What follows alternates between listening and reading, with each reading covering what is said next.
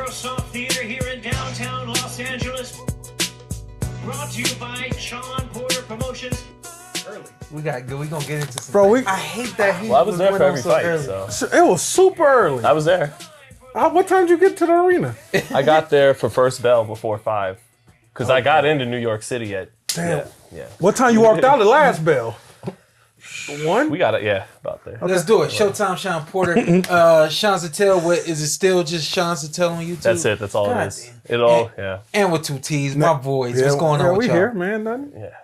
Hey, I want just so y'all know, this be my first time asking them how they doing. I don't nothing I do. We seen each other fake. tonight. Yeah, I don't shake hands when we come on. We done already did all that, but I will ask how y'all doing. You know what I mean? Everything's smooth. Yeah, man. We ain't got nothing to complain about. Life is amazing. My man came in here with some amazing energy, right? Yes. He hopped up on Hey, something, right? y'all miss his shadow box? Yeah. That's serious. It's the jacket. The jacket makes you just want Mighty to, Ducks. let him go. Yeah. I You look took very 1994 right now. You do. You know me. I'm all about the '90s, so you know I'm loving it. I'm loving the fit. Look Yeah. at me. I'm loving the fit. You look dressed like an adult. And, Yeah. But you was on the move this weekend. Yeah. Like, kind of tell everybody. I know I talked to you yesterday. I was trying to catch up with, did you see this? Did you see that? And you slept in a couple airports. Yeah, I had to. Yeah, I can't let Ant have all the fun. Ant works his ass off every week building his business. I gotta try and match my co-host here, effort for effort. So I respect it. I slept. So I wound up having to sleep at LaGuardia, JFK, both New York airports, and in the airport in Cleveland. I caught a good little sleep. So yeah, because I flew in Thursday night from Vegas. I get into New York City at about 6 a.m. Friday. And I'm not trying to spend hotel money. So I sleep at the airport till about 9 o'clock, wake up, got time to kill. And then around 4 o'clock, I catch a lift to the Garden. I'm going straight to the airport. I'm going straight to the hotel. And I paid for the night before so that my room would definitely be ready when I get there. I do that. Yeah. One time me and Shawn suffered. Something never do that shit again. I get his out there. I prefer that. Yeah, you guys get the picture. yeah, Slept yeah. at a bunch of airports, came right back Saturday night, got in last night, and then this morning just made sure to watch hours of tape on all 7 of these fights because as much as I complain about the deeper aspects of Riyadh season, this is an amazing card. And I wanted to give it my best analysis. So I'm not calling nobody out, Yeah. but I just want to make this clear. When y'all look at Shawn Zattel stuff on his own platform, y'all see him over here. I know y'all know all about Zattel at this point, but just know that this man, and Ant and I tell him all the time, like, he the hardest working man in boxing. He the The best. way he decides It's a lot to of do hard what he work. does, like you're very methodical with what you do and how you do it. And I just really wanted to bring that to the forefront, that you're doing this for the sport that they love, you also love, but you're doing it to give the best delivery and product that you can. And it ain't too many people out there that's doing it like that. You know what I mean? So I just really wanted to salute you publicly and let everybody know, like, don't take this man for granted. Don't take anything that comes out of this man's mouth for granted, because it's already processed by you before it's been delivered by you to them. And so I just wanted to salute you, man. I think that you keep working like that, and that's who I've always known you to be. So I love it. I appreciate you, Shawn. I just want to salute all the other journalists and content creators on YouTube, because I'm sure when you say I'm the hardest working, there's a few of them, that'll say they work just as hard, if not harder, and they do. So salute to everyone grinding in the game. And even for me, like I did my job so well while I was doing it, that I created so many friendships and relationships that I know nobody takes offense to me saying that, but even some of them that are listening and hear what you did, they're like, I don't do that no more. You know what I mean? So I know y'all put in the work too, but for you to put it in like that was just crazy to me. I was on the phone with you, and you was headed back and coming through Cleveland. I said, hey, I'm in Cleveland, Shawn. And I'm like, I didn't even think I didn't even say, because I know him, I didn't even say, why you ain't get a straight flight back? I already know what you're doing, you know what I mean? So I get it.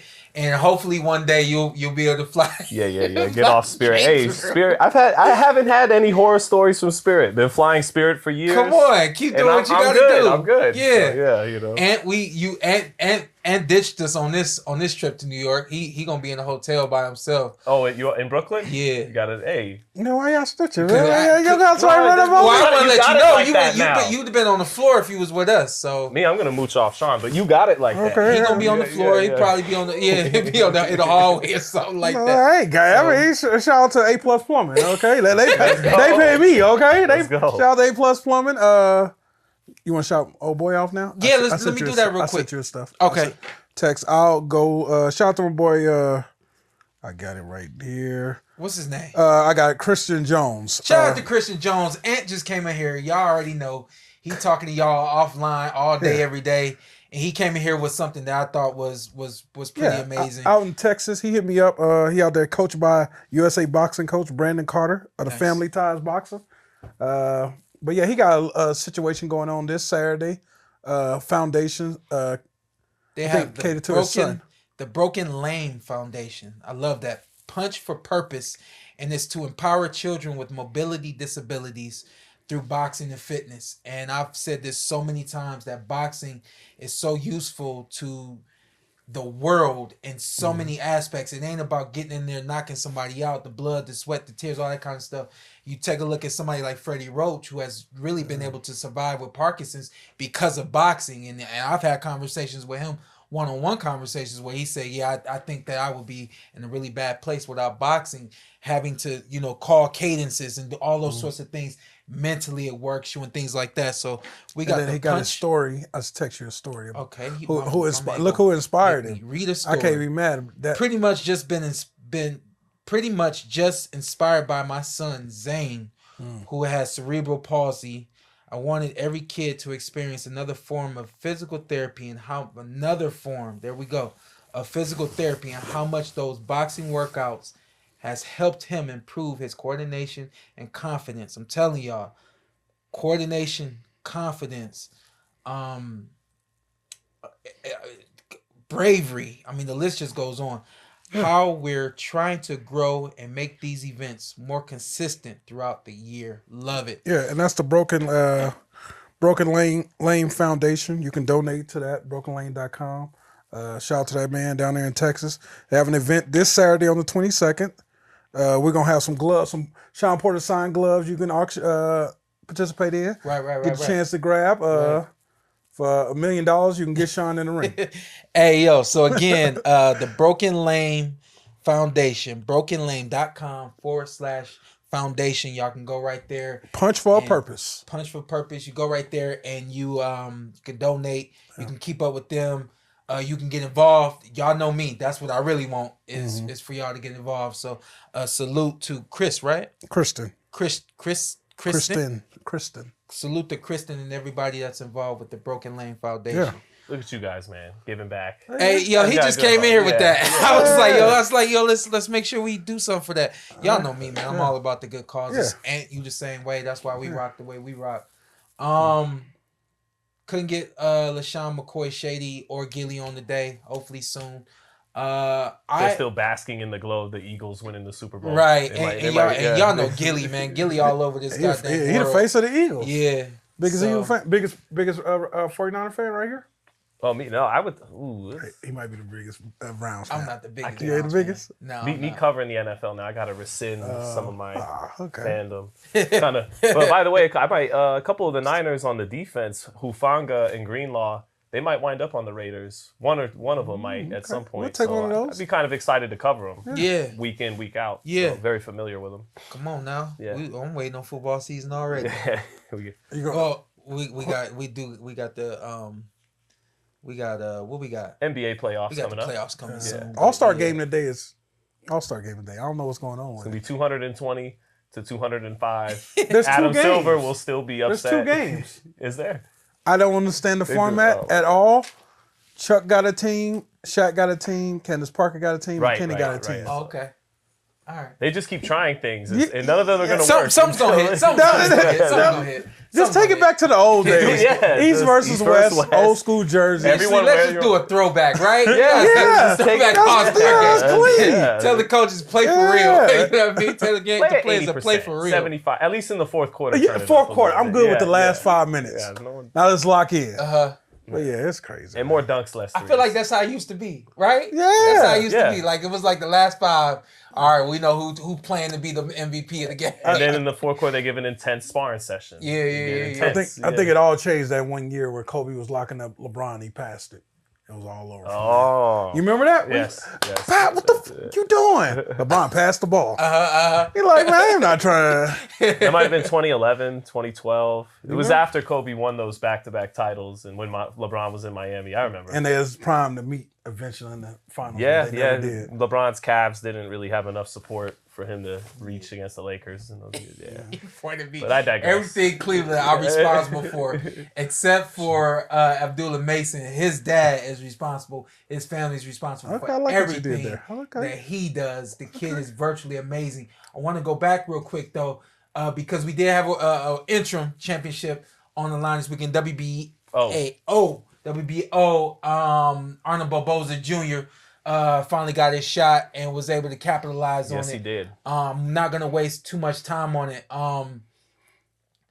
He had to scratch and claw his way to get there. He So did. I have to respect that. Yep. And I have to salute that. But I've been saying this now. This will be the 3rd, if not 4th, performance by Arnold Barboza where I'm saying we still need more. You know, so you got there. Got to that interim, so that's going to put you in position. The next step, he has to have more offense. He has to be willing to take some chances and some shots, and he has to capitalize on this interim title that he was able to go to England and win over Jack Catterall. Hey, Fee, we're going to need your Catterall Barboza take real quick. They can't see it. Go ahead. No, first of all, like Barboza said in the post-fight, ever since he was a kid, he's been after respect. Right, his respect, and you just earned it, Arnold Barboza Jr. Because I thought Catterall was going to win this fight. Catterall was maybe, in a lot of people's eyes, a dubious scorecard away from being the undisputed champion of this division. And I thought Catterall's left hand on the outside, especially after Barboza had that tougher than expected fight with the tall Irish kid, Shawn Puffy McCombs, on the. That's not really his nickname, but I like it though. yeah. I like it. So I thought Catterall was going to win this fight, but Catterall with that left hand, and that's his money punch, he became predictable with it. Yeah. And Barboza, he adjusted to him and had more versatility as a fighter. He, for the most part, Catterall likes to shoot pot shots with that left hand, and Barboza would let his hands go in combination, and he used his feet very intelligently in this fight. And again, Catterall just got predictable. So Barboza said he was after respect. That's what I gotta give him when he was an underdog and beat this guy in his own backyard, and he called out Teofimo Lopez at lightweight for years and years, never got him in the ring. I believe he was his mandatory for a time. Now he goes up to 40 and he's his mandatory again. He really wants that smoke, It's time. So credit to Barboza, man. Yeah. Yeah. It's time. Another fighter that was on that card, I have to shout him out because I got a small personal tie to this kid, Pat McCormack, who's now 7-0. He's 29 years old, fights at welterweight. I'm looking at him, and there was somebody else that fought on the ESPN card at 147 pounds. Rohan Polanco. Yes. And I said, yo, between Pat McCormack, and I know Pat's only 7-0, but he's with Is he with Andy? No, he's with I'm losing his name. He's with Ben Davison. Oh, okay. Excuse me. Yeah. He's with Ben Davison, and me and Ben Davison been texting just a little bit. Let me go back real quick. Stop calling me and texting me asking me to spar. I'm not the guy that I used to be, okay? Y'all saw me in the ring with Shakur, and then y'all saw me in the ring with Conor Ben. And Conor Ben. Yeah, Conor Ben. So you are giving people the idea that you're available. Yeah, I'm not available. I got people around the world messaging me, asking me to spar, and they're all saying the same thing. It would be an honor. No, it wouldn't. I'm not who I used to be. I'm like not even. I will tell y'all Put a percent on it. I will tell y'all when I'm more than 50% of who I used to be. I'm not that. Do I want to become that again? Kinda in some ways. I like that guy. You know what I mean? I miss that guy, but I'm not that guy. I know the X's and O's. I can navigate my way around the ring and things of that nature, which is why I was able to do the things that I was able to do with those guys. I'm not traveling with to spar with anybody. You might catch me. If he puts a picture up. You will catch me in some cities doing pop-ins at gyms, sparring with the kids. Okay, but I'm not sparring with everybody. Listen, somebody put a hit out on me. What's his name? Carson? No, Boots Ennis put a hit out on me. Carson started it. Carson's the one who put the hit out. Yeah. Okay. Carson started it. So, but then I got a couple of messages and phone calls. I wasn't the only one. Yeah, Boots put a hit out on me. Yeah. Boots, I'll get to you, all right? And I'll let you know if I'm able to get with you. Right now, he ain't ready. I'm not ready. Okay, I'm not Shawn gonna let needs that happen. energy to dissipate a little bit. Yeah. Somebody said, Yeah. yo, you said you would spar with Boots. Are you out of your mind? I said, listen, all right. Not with the way he's feeling right now towards you. I said, listen, all right. When it was presented to me, I answered the way a fighter would answer. In a moment. Yeah, but I'm not that guy anymore, you know? I think mentally I'm always going to be that guy in some respects. But no, keep it real. I will get in the ring with Boots if and when I'm available and able to do But when that. your energy comes down, right now the animosity's high on his side. Yeah. He gonna try to stop you. Yeah. That's the other thing too. He don't respect his elders, and I'm not about to. I'm not about to I'm do overrated, huh? That's what. That's what he's on. You know, that's what he's on. Right. Yeah. You know, yeah. Y'all need about 5 years. Truly though, it's a difference between being in the ring with Shakur Stevenson, and I talked to you about that as a tell. There's a difference between being in the ring with a Shakur or even a Conor Ben, who, you know, looks at this as just that. Like, it's an honor to be in the ring with you, and, you know, it's just moving around. But with somebody like Boots, you really got to come correct. And, you know, I would like to get in the ring with Boots. I've been in the ring with everybody, bruh. Yeah. I text you when Xander Zayas was fighting. I said, yo, I spar him too. Right. Yeah. So When? I got it. Boots got to I get. feel like the kid wasn't old enough to be fighting you. Boots, and said he was 13 when we sparred. How old is he now? 21, 20? Yeah, something like that. Yeah. 21. What was this? Look, I can't even take the date. It was 2021. Was he fighting in 2021? Yeah, it was down in Florida. Yeah. I remember. It was You were getting ready for. It was the same year as Crawford. Yeah. Right. So moral of all that is stop messaging me and calling me to ask me to spar. It ain't happening. Boots, you the only one I got on the back iron simmering. All right, so I get with you at some point.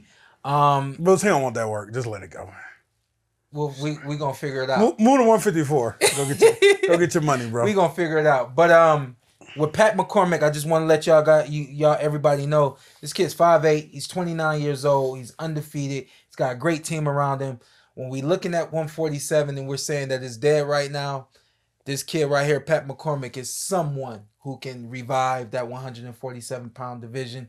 Obviously, outside of Boots, who should be moving up relatively soon anyway. Yeah. Wanted to shout him out, and I'm looking forward to getting him on the podcast soon.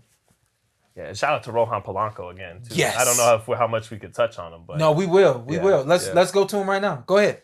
Well, yeah, Dominican kid, explosive. I knew coming into the Garden, I said, yeah, this kid might be for real when he stopped Keith Hunter. Yeah. In a couple fights ago, because Keith Hunter, older brother, younger brother of Michael And Hunter, just crafty and tough. Right. If you stop a guy like Keith Hunter, that means you know what you're doing in there, and you might have something if you're a young fighter on the rise. He's explosive, man. That right hand he threw at the end. He split the. I mean, he had already dropped him on a left hook, or no, he hurt him with a left hook. He followed him straight out, hit him with the right hand. But the second sequence of punches that ended the fight, he had this beautiful anchored right hand that he split the guard with. Anyways, speed and power. He's explosive, and he's got that Dominican very confident swag like Juan Guzman had back in the day. They like to look good while doing it. They like to put a little bit of salsa and sauce on your ass while I told you guys about 2 years ago. I said, man, there's some Dominicans that's coming up, that's coming out, man, and they're gonna really light up the scene. So, he's I think surely on the radar. On the radar, on the scene. Yeah. Let's go to Jared Anderson. Did we go to Jared Anderson? I know there was a fight or two before. What you thinking? Oh, Nico Ali Walsh. Nico Ali Walsh. So, I guess to do my job and give the brutal, honest assessment. I think the problem for Nico was ESPN and Top Rank had this angle, he's Muhammad Ali's grandson, and you try to promote him in that. And I don't think it ultimately wound up moving the needle because he kind of got lower on the card as things went along. So Top Rank, I think, threw him in a fight where he could lose, and he did.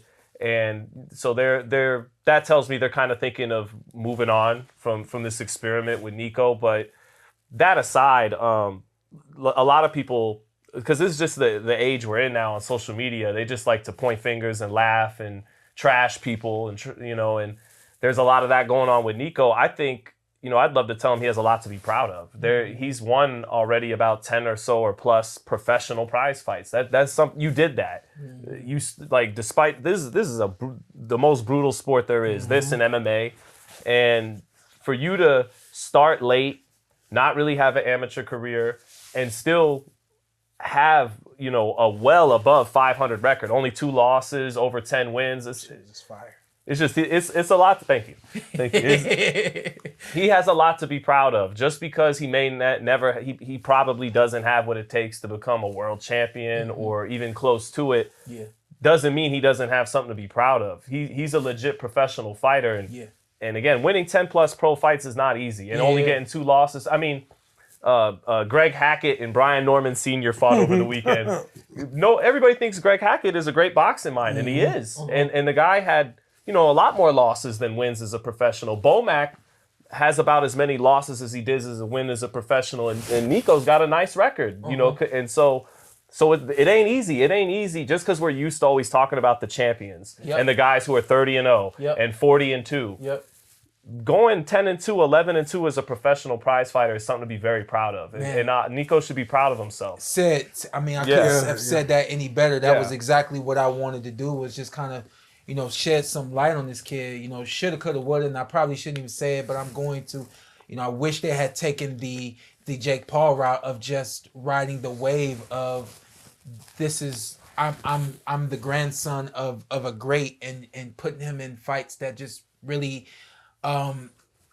helped him be great, instead of trying to challenge him and create him to be this real boxer. You take a look at Jake Paul, and it probably seems like I'm throwing shade on Jake Paul, talking about him again another weekend, and really not saying positive things about him. But Jake figured it out immediately. Created a lane. He figured it out immediately in terms of matchmaking himself against opposition that was going to bring eyes to him, but also make him look good. And it was like, I don't really, in a lot of ways, I don't understand why they wouldn't do that with Nico. The only thing I could think his wishes. Yeah, exactly. That was the only thing I could think. So, but at the end of the day, what, 11-2 now, right? Something like that. Yeah, I gotta have to again. I think he's 11-2. It might be 11-2-1. Does he have a draw? That to Forsberger. Yeah. The guy, or Danny Rosenberger, I think was his name. Yeah, 10-2. 10-2. Yeah, 10-2. Yeah, 10-2, and I think that for Nico, if boxing is something that he just wants to do, I don't know what his life is like. If it's something that he has to do, most fighters is something that they have to do. For Nico, I can imagine if that's the case. But if it's something that he's just starving to do, keep doing it. Keep doing it on the level that he's at. Here's what I'll say, because should he move forward, here's my advice, and here's my take on the fight. He doesn't have enough. It didn't have enough instinct for this guy. This guy fought with a very high work rate, and always in your shit, and was in his stuff instinctively. He didn't know the right move to make at the right time. I saw good defense. I saw him keeping his hands at home, catching the shots and stuff like that. But it wasn't enough. It was two coming, and it just wasn't enough. And so, my thing moving forward is another thing too was if he had chose to back this kid up and stop allowing himself to stay on the back foot, probably would have changed the complexion of the game. Right. But he didn't have a corner telling them that. The corner kept telling them. He switched a lot of trainers. Beat his ass in his career. Yeah, that's very early. Yeah, he's had 3 or 4 trainer switches, I think. Yeah. But I give credit to Nico. I've been knowing him for about 10 years. If you told me that kid 10 years ago I met would be what he is now, I wouldn't have believed you. Yeah. So, I mean, I think it's one of those things, he stepped out and wanted to set his own legacy. Nico Ali Walsh, not Muhammad Ali's grandson. Mm-hmm. I think he did a great job at what he's done so far. Don't end it, bro. Keep going, bro. Exactly. I No, think you just got because some more everybody work to do. talking you off, go back to the lab, fix what you got to fix, work your way up. If nobody else gonna believe in you, let your team believe in you. Even And don't be too proud to put hands on Salt Poppy or someone like that. You know? Exactly. If they give you a good payday, Yeah, that's what it is. Yeah, go out there and do your thing. No There's a offense, lane Salt there Poppy. now for it. There is. Yep. I don't like the Jay Paul fight. I'm like, my man, you're Not like anymore. 200 pounds. Yeah, not anymore. The weight difference is crazy Yeah. too. Shout out to Tim, man. I thought Tim did a fantastic job on the commentary this Oh, yeah. weekend. I texted him a little bit. Shout out to him. I just thought he did great. ESPN got one more and that's it. August is when they're supposed to be Oh, up. August. I thought it was like. But there's, rumors flying around. There was a new rumor this week. I think I saw it on Brunch Boxing and they've been getting scoops lately. Where they're going to give it another shot. Like negotiation. It's Come on now. Okay. Come on now. I thought this was it. After No, you this came ain't there. it. I thought promise, this ain't girl, it. I can get better. I love you. Girl. Okay, We were hey. meant for each other. Sometimes we got to brave big, baby. And then if this merger monopoly with Riyadh season and TKO Holdings, owned by Dana and not owned by Dana, owned by Ari or headed by Ari. Right, yeah, make it quick. Then boxing might be on ESPN, just not with Top Rank. Right. So Right. And okay. I'm good with that. We just need boxing on Top Rank. You know what I mean? ESPN. On ESPN, more than just a big fight coming up and Stephen A. Smith talking about it. That ain't enough. Yeah, no, it's We not. need more. Shout out to Stephen A. He do talk about all the fights. Yeah. And He has like for a minute. he like to be the only one holding it down. Or quite frankly, 20 years ago he used to. Yeah. So he likes the big fights. I'm trying to think of who else was on that card. I do know we got to get the Jared Anderson. Yeah. Juan Lopez from back in the day. His son got Is that the one that fought Manny? No. Juanma That's what I thought. Shawn will probably remember he was supposed to fight Gamboa from Puerto Rico and they never did. And anyway, he was a knockout artist from Puerto Rico at featherweight back in the day. Yeah, Son got a yeah, first round knockout. He looks good. He's got his dad's power. Yep. That overhand left was unreal. Yeah. That thing was like unreal. Jared Anderson, go. And Man, shout out to Jared Anderson. Got caught early. Still got some things he need to work on. Did he switch his trainer? I think he went back to because Sugar Hill was only for the Martin Bacoli fight at the behest of Turkey Al-Sheikh. So So shout out to he dropped Prentice Brewer. Sugar Hill? Prentice Prentice has been in the corner with Jared for a couple of years now. Okay. And he's now the official head coach. Shout out to Derry. Derry was his original trainer out in Toledo. And apparently Derry's not in the corner anymore. So now it's Prentice. And Prentice is Cleveland. So I've known Prentice since I was a kid. okay.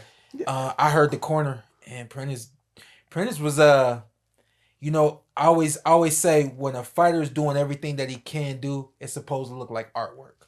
So the same thing in the corner. When the corner is doing what they're supposed to do, we supposed to hear it. It's supposed to sound like art. That boy was working some magic in the corner. Shawn. He had a Jared Anderson that was just like Jared don't love boxing, does he? He's told us that many times. Bro, and they asked him to do Jared- My man Jared- said, I don't like to hit elbows. Jared clocked in and clocked out. He He left the ring like he lost. Yeah. No. He clocked in and clocked out, but then leave work. You know what I'm saying? Like he clocked in and clocked out and still had to go to work. And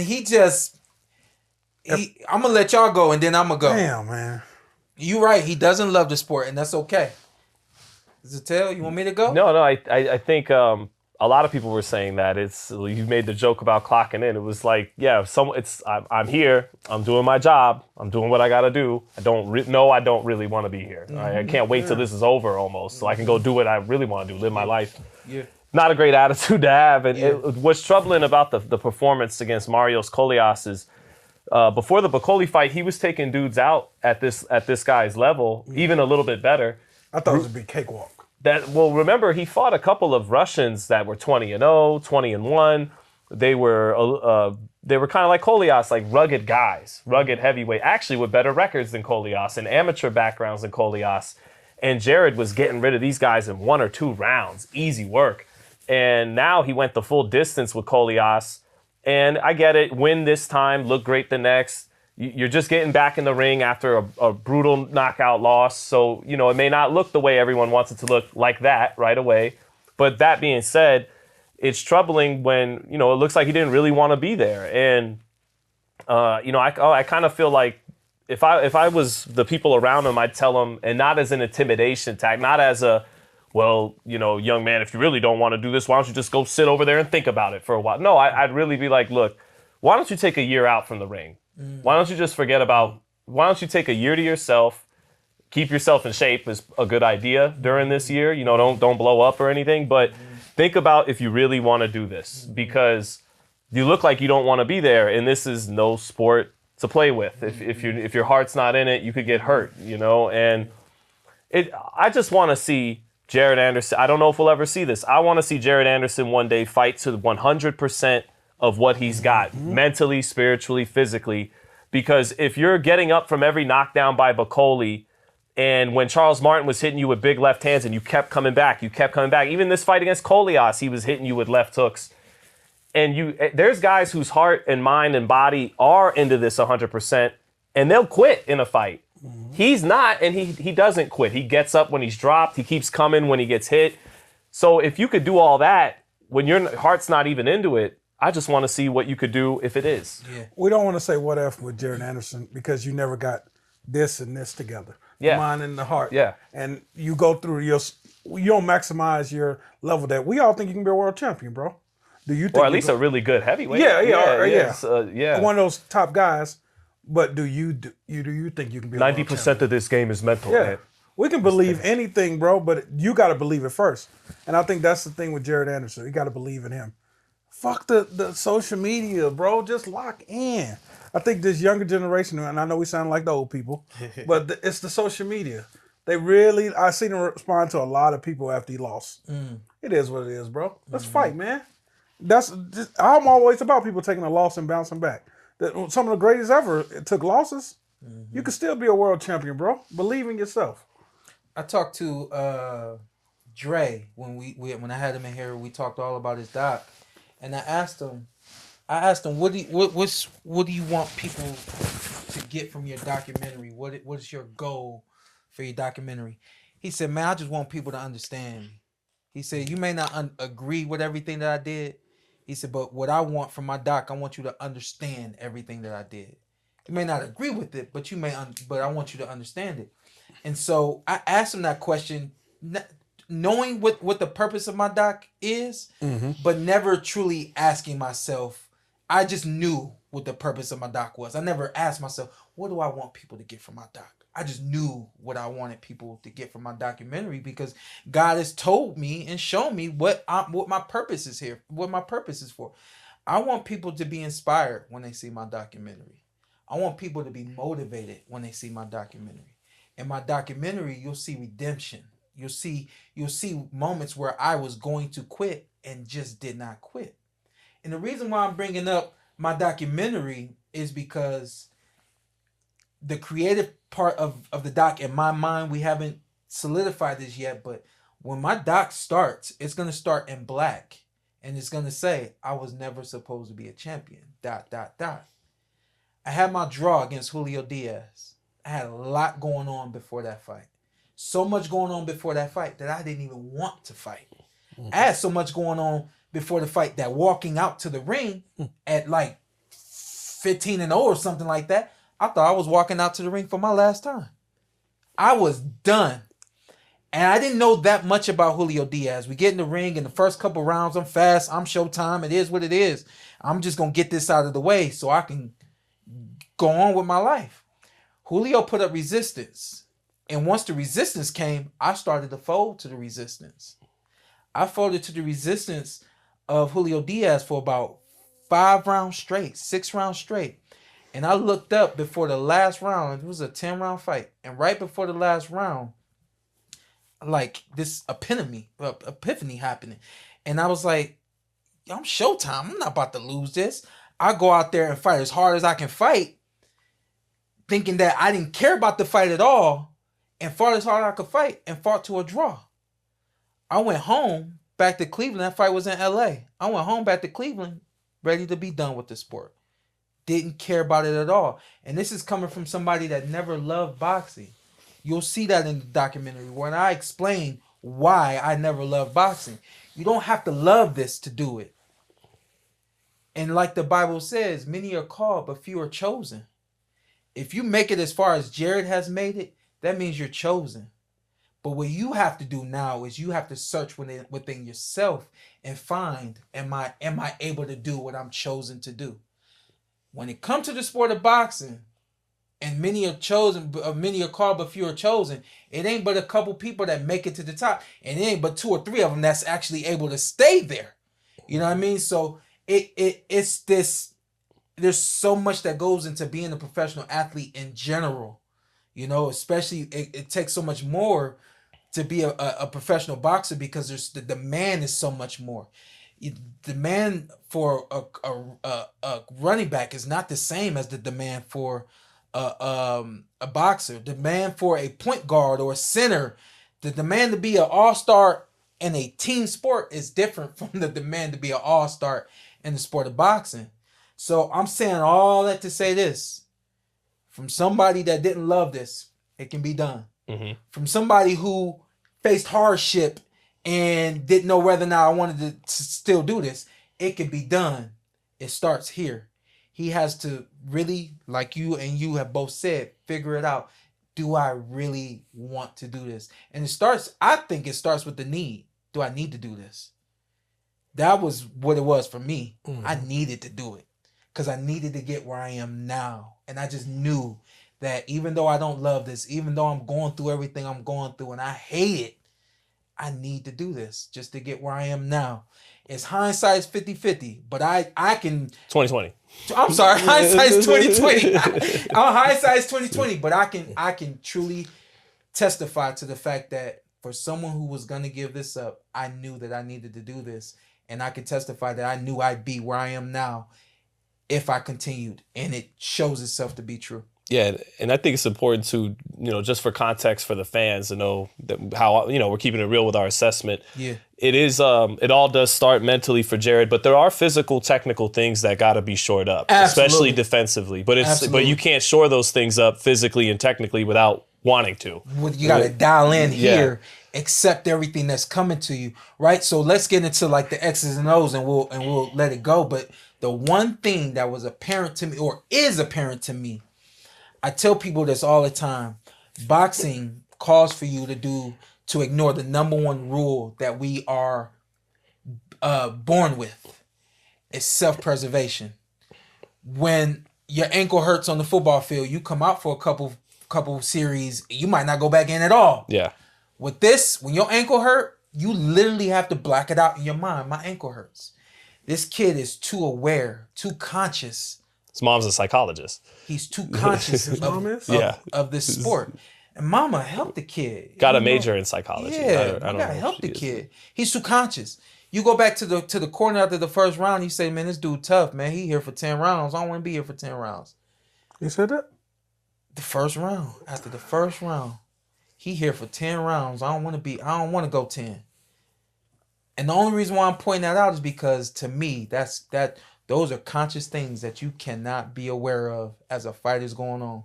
And I told y'all this before, I never wanted to know what round it was. Because if I see that thing come around, and I look at how I feel in the 8th round, and I do the math on how many more rounds I got, I never wanted to know what round it was.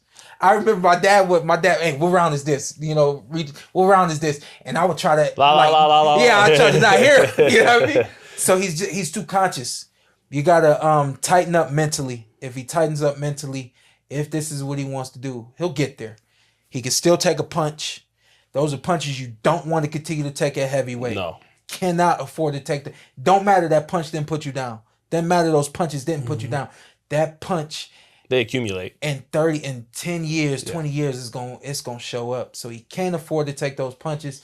Got to continue to tighten him up. I think defensively wise. I think what you said, if he tightens up here, everything else is going to get sharper. And I still believe in the kid. Yeah. They ready to tighten. And I love Richard Torres. Yeah. But they like, all right, Richard Torres is next from America now. Yeah, they I'm already like, pushed him to the side. Well, I'm like, Jared's still the guy. Well, Richard may not have all of Jared's versatility and maybe, to a degree, talent overall, but Ant was talking about this and this. We know he's got those in spades. And he got Guido Vianello. Yeah. I love that fight for him. Next. Why they gotta give him Guido? Why can't we let Guido That's a big one coming something? up. No, I'm just kidding. Richard wins that fight. Yeah, Anderson, keep going, bro. Just lock in, bro. Lock in. Lock in.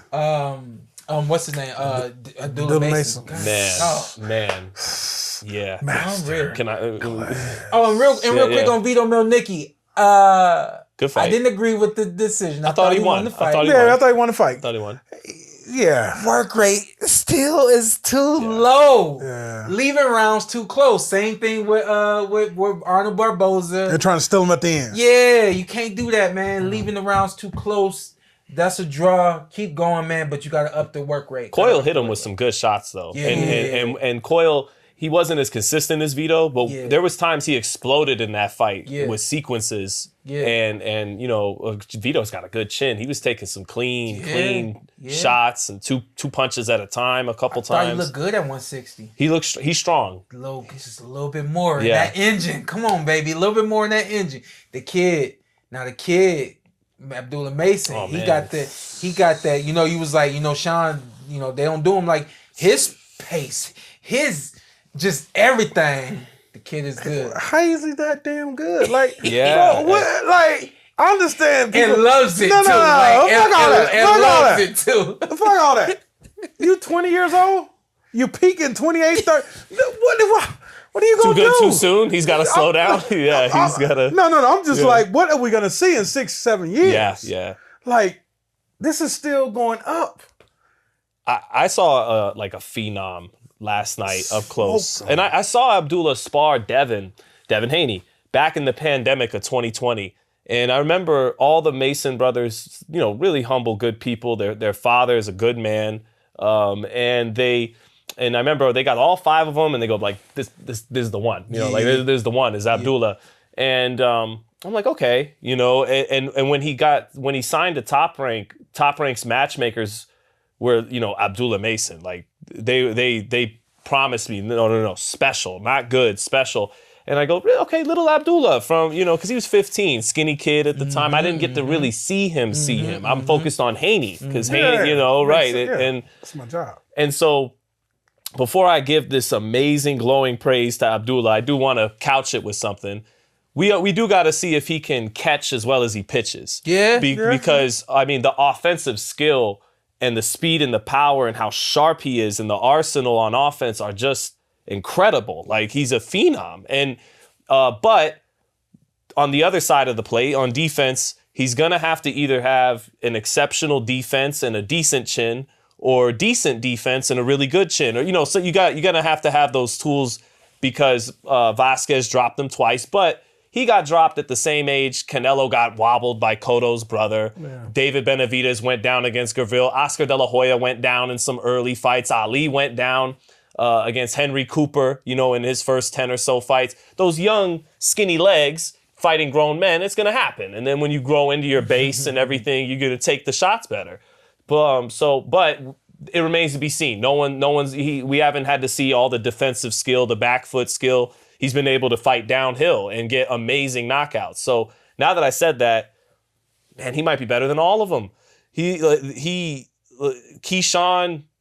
Shakur, Tank, Ryan, and Devin, and Ryan's got some special punching power. Abdullah hasn't flashed the all-around game that Tank has and the defense that Shakur has. And then, Devin at his age was already knocking on the door to become undisputed. But he's almost, if he could, he's like a cheat code at lightweight. He's long, he's so sharp, his placement is crazy, and the speed is crazy. And then what makes him the cheat code is the power. It's for this kid to have long arms and great offensive skill and vision and punch selection and speed, But to actually to be a real puncher on top of all that, he is a phenom. Like I tell people, and that's why I tell you all the time, like it starts with the delivery. It doesn't start with how much muscle you have. And you take a look at his punch. Technique. You take a look at his punch opposed to I got his face. I don't have his name. Fought Tank. No, that fought Tank. And fought Jaimes. And fought who? And fought this Rolly. kid. Rolly. Yes. Yeah. Excuse me. The delivery of Rolly, everything is wide and wild. And if it lands, he can punch. He can punch if it lands. Yeah. But he didn't get Jaimes out of there. You know what I mean? Everything straight, sharp. You know what I mean? Turning it over. All the way. Yeah. You know what I mean? Like, what Abdullah is showing us is that he's showing us the mechanics of this thing. He has the mechanics of it. He's got the splash of the soulful juice of being able to maneuver and move. And I mean, collectively, he truly does have it all. He's willing to get in there and get down and dirty and go to the high guard and get to the body and things of that nature. He's very intuitive and can slide out and pivot and turn. He's like a smaller version of Boots Ennis in a lot of ways. The thing I think is different between him and Boots Ennis at this point, it's not Boots' fault, but he's more consistent than Boots. I think he keeps it a little tighter than Boots, but he hasn't shown us Boots' athleticism moving around the ring. Boots is pretty electric on his feet around. Well, not, he moves and punches off the back foot. We haven't seen Abdullah have to get pressure. We've seen him slide though. How much more slide you want to do? We got to see him get up on those toes and see what happens when he really has to box. And he can't just sharpshoot his shots and get a guy out of there quickly. He's had the blessing of being with a promotional company that's really been pushing him, and Boots just didn't have that enough. So that's where the consistency falls off for this young man. And y'all talk about everything he has. You know what I like? I remember when I played high school basketball and played on team, we lost to one team, but we finally getting the revenge to play them. We're like 19-1, they're like 20-0. 20. It's 5 games later. The coach said, "Keep doing what y'all doing. We coming back from down 15. We down 3. Keep doing what y'all doing." Now look at their huddle. We got them. I look at the Masons team, Shawn. Everybody's talking. Boom. He's looking here. He's looking here. He's looking at his dad. Everybody. It's not. It's a lot of people in the corner, but it's not. Hey. It's hey. Do this. All right. Do this. Okay. Boom. Get the water. I'm just like, it is so peaceful and calm in the corner. And as a fighter, that stuff matters. Yep, absolutely. It was, I talk about the team all the time, and it's what they say. It takes a village. Yeah. And I mean their village is just is moving on all cylinders. Do all the kids fight? Yeah. Everybody kept asking me that. Good. And I think, Abdullah, I don't know if you'd agree with me or he sees it, but I think, there's a superstar that wants to break out of there. You look back at one of the knockdowns for just a second there, he sticks his tongue out at Jaime, and it quickly goes back in. Mm-hmm. The reason why it quickly goes back in is those brothers and his dad in the corner. Yeah. But it wants to come out. Yeah. He knows he's really good. I felt when I saw that, I felt sentiments of a Shakur Stevenson that will hit you and do those little and that's I saw that from Abdullah as well. It's gonna come. I think it's crazy how when you turn pro, it's like it's just about the fights and it's just about the winning, and then once you start doing TV, and they got TV early, but once you start doing TV and you start realizing that people want to see more of a show, I think they're going to start to mature into that and allow him to be himself. They did a little feature on him before the fight and all that kind of stuff. So they're giving him everything that he needs. And, I really want to say this to any fighter. I know we were talking about Top Rank possibly renewing the contract with ESPN. Would love to see that. Any fighter, Richard Torres, Jared Anderson. I had this conversation personally with Abdullah Mason, Michaela Merritt, anybody that's fighting on the ESPN platform, take advantage of it. Yeah. Anytime they want to put a camera in your face, take advantage of it. Anytime they want to go to your city and do any sort of feature and all that, don't say, I don't want to go here, I don't want to go there, I don't want to do this, I don't want to do that. Take advantage of it. Your job now is to make as many fans as you can and take them to whatever platform y'all end up on. Yeah. It should things not work itself out with ESPN and Top Rank. Yeah. So, but yeah, defense, chin, IQ, all that is the jury's out. He's gonna have to prove that. But he's nasty. Let's get it. We gotta get it moving. Yeah, I know. We got and now the new WBO lightweight champion of the world. Yeah. Hey, shout out to Xander. He looked great. I was trying to skip some stuff. Look strong. We'll catch you soon. Shout out to new WBO champion of the world, man. It looked like the champion from the start to the end. I remember somebody. He got the superstar look this fight. Oh yeah. Yeah. He posted the dreads a couple of days before. Came out.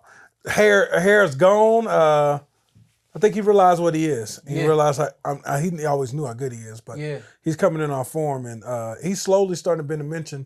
I know when a fighter's getting good when I get casual friends say, "What about that one boy? That one boy, Keith?" I'm like, okay, he's starting to come to himself, and it's a superstar starting to form there. Yeah. And he has the knockout power, not the power of Tank, but he still has the power to get you out of there. Yeah, and he looked at like the alpha in the ring, absolutely, all night. And the two things. I had a lot of people saying, why he talking so much? He in his kid's face. He's doing too much.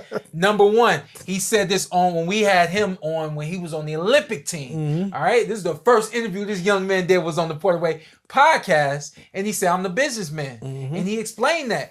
Y'all gotta understand that he's doing what he knows he has to do as a businessman in this sport. He talking it up and making everybody want to watch. Yep, excitement. Yeah. And then the other thing is, he actually had an effect on this kid.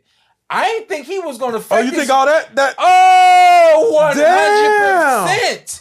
The kid was shook. Well, you know what's funny? I don't like to knock y'all. I'm like y'all world champions. I'm like, right. I don't feel like that shouldn't get to y'all, but damn. He was shook. To Ant's point, the first body shot that he went down on, that you don't go down like that off that body shot, do you? It was a good shot. Right. He placed it on the money, but that's shot that takes 2 seconds, 3 seconds, and then you go down. Yeah, he went. You don't see nobody go down off that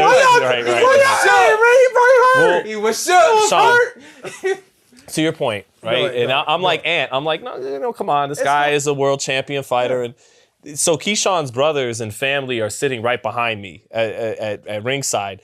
And in round one, when Berincyk's jittery and he's up like this. It kind of like when Floyd Sr. talked about Shane Mosley heading into the Mayweather fight, jittery, and he's doing that, and then right away his brothers are going, he's scared. He said this MFer's scared. He's scared. And like he's shook, he's sucked. Like he they're that's all family stuff.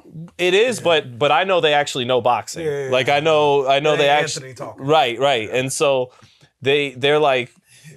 They're saying that, and I'm like, oh, no, that's kind of Berincyk's style. He's awkward and shifty a little bit. And then, but as the round went on, and Keyshawn started smiling at them in the middle of the clinches and stuff, and they're like, yo, you got him, he's scared. Like, I guess they might be kind of right. He is jittery. He is a little antsy in there.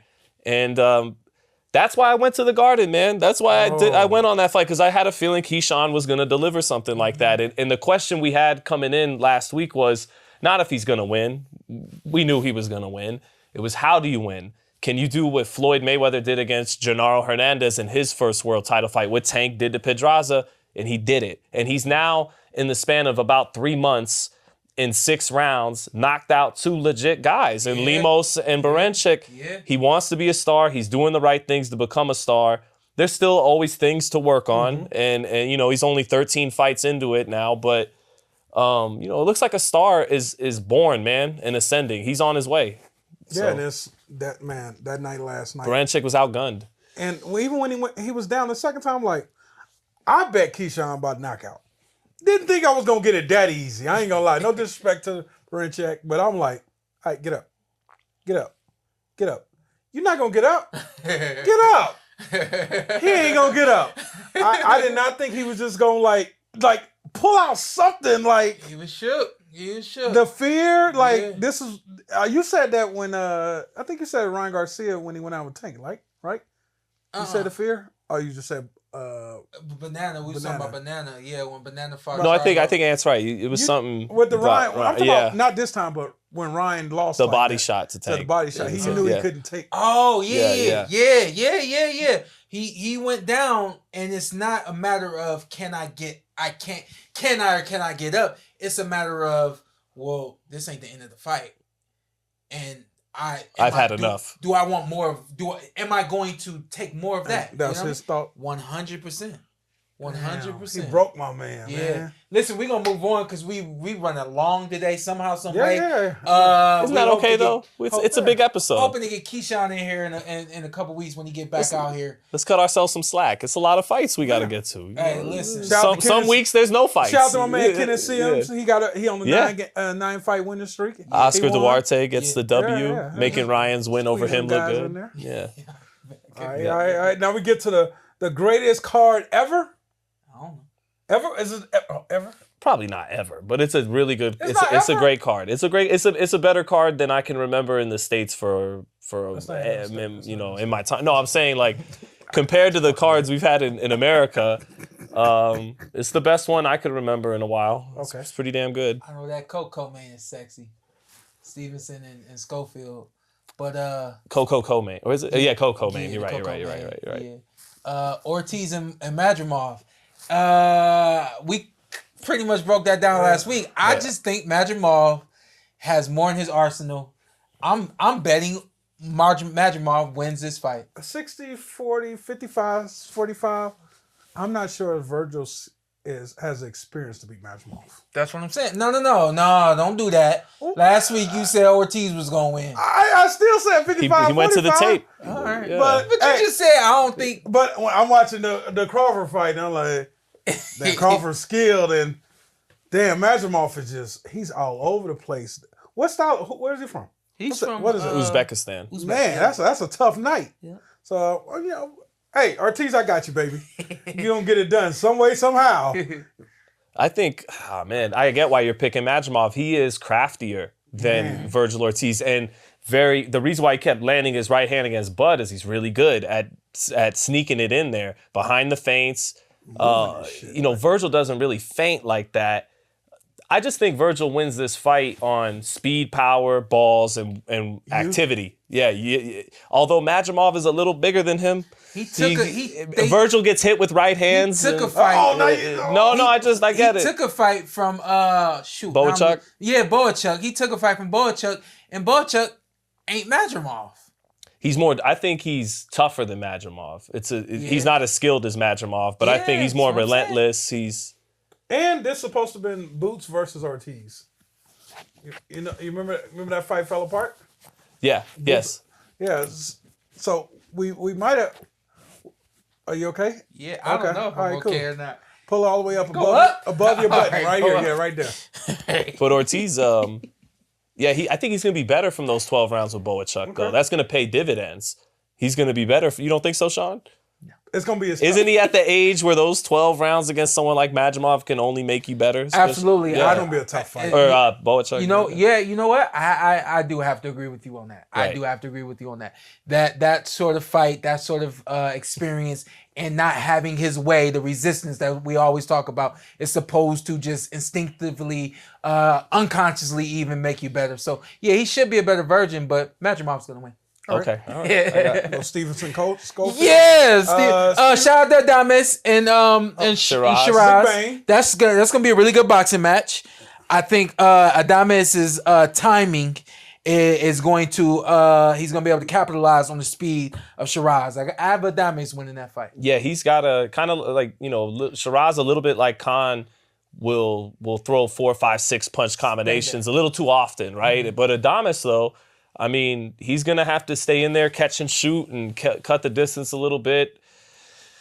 It's a good fight. These are all pretty good fights. The only one that isn't almost 50-50 at the books is Kid Austin and Shakur. Yeah. Anyways. Is it one-sided for Shakur? So let me jump ahead of that real quick. Sure, Kid Austin is like plus 700. Look, I can't bring myself to pick him against Shakur Stevenson. Yeah. But I was saying it was 80-20 when we had Shakur here. I don't see that now. I think... Look, if Shakur Stevenson has and gets Zab Judah, Adrian Broner-itis, where he's just not letting his hands go. Okay. And I say that because when you'd watch Zab and Adrian, there was opportunities there. Their hand speed, their precision. Well, we're talking about both of them being older, right? Yeah, they took beatings before that. That ain't happening. No, but he's had fights like against De Los Santos and Nakatia where it's like a mental block. He's not letting it go. Against De Los Santos, he would jump so far out of position he couldn't take advantage of the counter that is capable of. So if like, look, Kid Austin, what he lacks, what all his contemporaries have, right? What Devin has and Shakur has and Abdullah showed and Keyshawn, he doesn't have that precision. He doesn't have that timing and that placement punch for punch. You talking about Shakur? Kid Austin. Oh, okay, Kid Austin. Shakur's got it in spades. Okay. But what Kid Austin has to combat that is I could tell, like, he's a little bit out of the Sugar Shane, Sugar Ray mold. Like they got to throw him in combos to get the best out of them. Yeah. And he's got a little bit of what you had, where it's like you weren't that guy when it came to single shot precision, but you had other skills that were overlooked by your opponents. And with the movement, with the activity. Kid Austin doesn't have your jab. He doesn't have your sense of IQ yet, but you didn't necessarily at his age either. But so Shakur's got the accuracy, he's got the placement, he's got the defense, the vision, the timing. But what Kid Austin has to offset that is youth, hunger, balls, and athleticism. He's a bigger guy than Shakur. He's a bigger guy all around. Shakur's got to meet him halfway. Shakur's got to not let his hands go, and that'll open the door for a crazy upset and a shakeup in the lightweight division. I can't go there. I can't pick against Shakur, but I wouldn't be. I think if you're a betting man and all these fights are 50-50 and you're like, what's worth a run for my money? At plus 700, I think 100%. Kid Austin's worth a run for your money. 100%. Yeah. Yeah, whatever you bet, you can't be mad at it because this is you're exactly right. Shakur has to meet Schofield halfway. Schofield's gonna do what he does. Yeah. And Shakur is gonna do what he does, but Shakur has to meet him halfway. He's got to cough up the fight a little bit. He's got to amp it up. I meant he's got to meet him halfway if he's going to lose. Yeah. Like, he's got to oblige by not letting his hands go, not taking advantage. Oh, no. Like, I think the opposite. Yeah. I think in order for him to win, he's going to have to meet him halfway. Right. It has to be, I made you miss, I countered you. And I made you miss again. You got close to me, I tied you up and made you feel my strength and my power. He has to control Schofield. Yes. Because if he doesn't just control this kid is like a battery, and he just gonna bounce around and do what he needs to do. And his confidence is gonna grow. And that work rate is gonna go, and the confidence is gonna grow. Like you guys said, I'm thinking if you don't work, you're gonna end up like Adrian Broner Porter. Like, you're gonna look up like, damn, down, because while you trying to tie up, move, this kid's just coming. Coming. And what his dad, the same. Schofield dad, do not hold him back. Let him fucking go. Yeah. If he gonna get knocked out, let him get knocked out. Like, never bring your kid back that night. This is like our opportunity. Go up in there and go for the kill, young man. Give it everything you got. Shakur, when you tie up, better show that motherfucker you stronger than him. Get shots in. You can't just, it can't be a non-activity night. No. You will lose this fight. It's dangerous. I have an easy time seeing how this fight could be for Schofield. But I can see him smoking that but I really... if he's on point, if Shakur's on point and executing, he can make it an easy fight. Making this kid look like easy, like sparring partner. Fight in the night? No. Majimov Ortiz is. Majimov Ortiz is. Main event. Main event. What am I doing? My bad. No. Shout out to Dubois and Parker. I got Dubois winning. I think Dubois, both of them have momentum.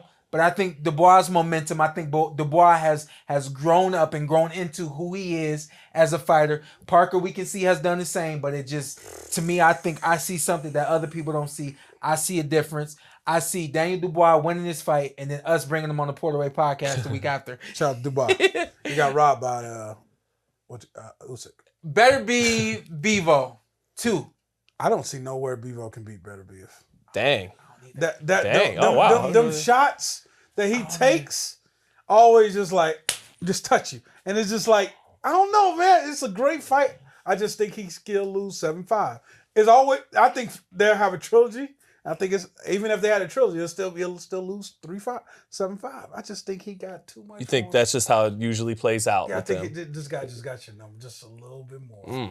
Well, if Bivol had heat, then I would have Bivol. I think Bivol got power. I think Bivol could possibly stop him. I'm not. You think he can stop him? No, I lose my mind. I'm still good. Like I thought I was gonna come here and pick Bivol because a lot of the smart take on like Andre Ward believes he won the first fight. Damn. When I first watched the fight, I thought Bivol won, but then I rewatched it multiple times, and every time more and more I understood what the judges saw. Yes.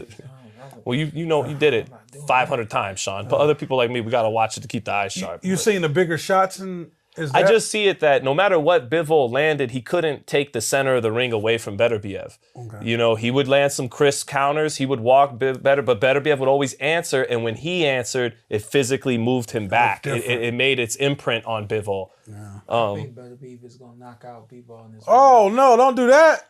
I don't want that to happen. There were a lot of punches that just swung and missed. Or hit gloves. Beterbiev's defense a little underrated in that first fight. Or hit gloves. Yeah, you're right.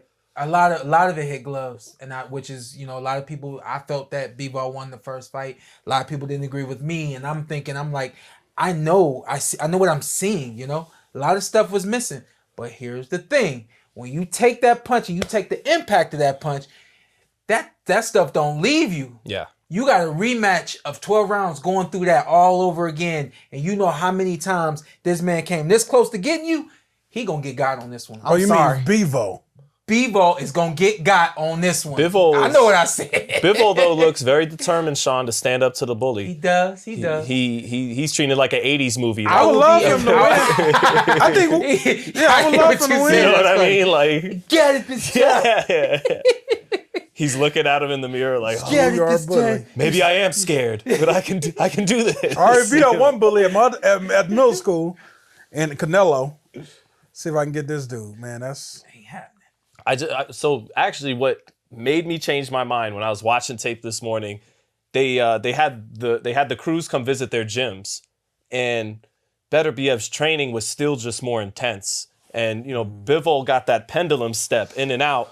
But his punches come back here sometimes, and Beterbiev just keeps everything tight. It goes against logic a little bit. The boxer is supposed to have the edge in the rematch. The younger, smarter fighter is supposed to have the edge in the rematch. I know. But I can't pick against Beterbiev in this fight for some reason. I got Beterbiev. And maybe it's because it's written in the stars that Beterbiev and Benavidez got to see each other. There we go. And shout out to Lonnie, because I know Lonnie is a big... he'd been over here wilding. Yeah. I think he would feel the same way. I think he would go on record for saying he going to knock him out in the rematch.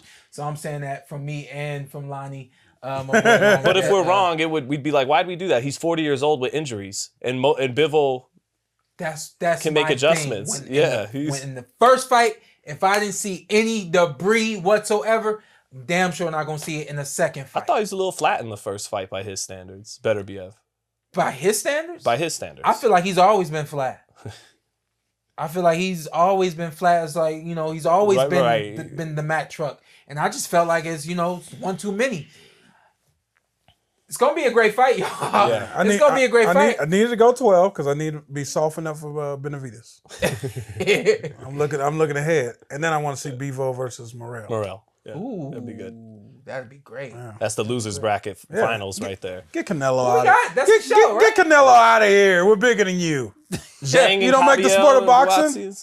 Yeah, I'll say, hey, everyone tune in. I'm going to break down all 7 fights on my channel. Yeah. Go ahead, shout out the channel. Hey, tomorrow I'm going to have my boy BT on from True School Sports. Okay. And we're going to go down the card one by one and give our best that we got. Nice. So.